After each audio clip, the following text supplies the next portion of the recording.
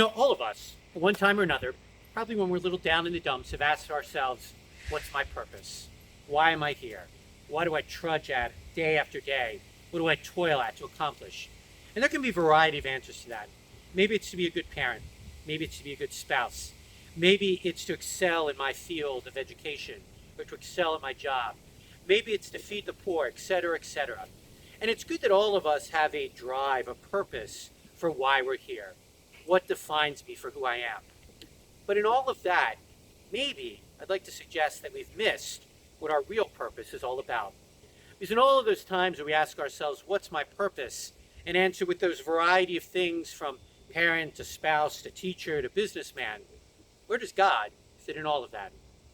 Sadly, most of the time we condense or we limit our relationship to God to Sunday morning, maybe a few minutes before I go to bed at night, to certain aspects of our lives. My friends, our purpose in everything needs to come from the fact that we are the beloved sons and daughters of God. For those of you who might remember the Baltimore Catechism, you probably remember this line by memory. Why did God create me? God created me to love and serve him in this life and to be with him in happiness in the life to come. And while that may be a very simplistic answer, it really does get to the point of what our purpose is. Our purpose is to love and be loved by God.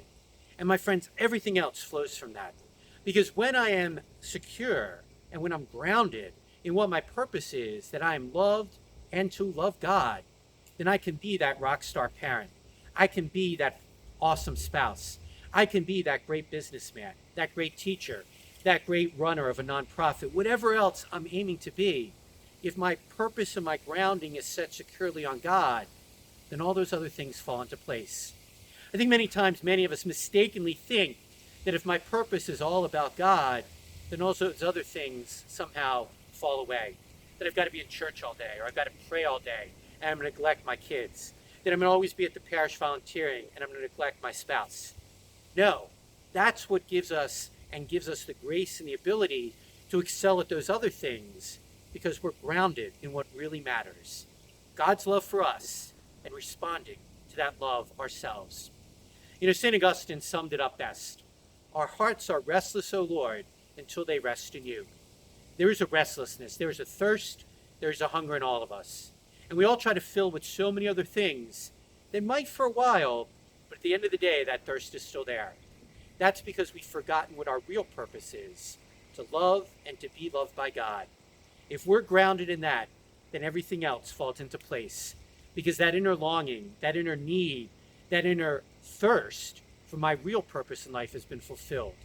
To be loved by God and to share that love in everything and with everyone I encounter.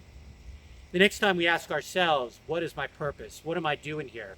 Why am I doing this? Let's make sure we're asking the real question and centered and rooted in what really matters. Because if we are centered in God's love for us, then everything else falls into place. That's our purpose, no matter who we are. And my friends, ultimately, that's the only purpose that is ever going to make us happy. Not a sermon, not a homily, but just something to think about.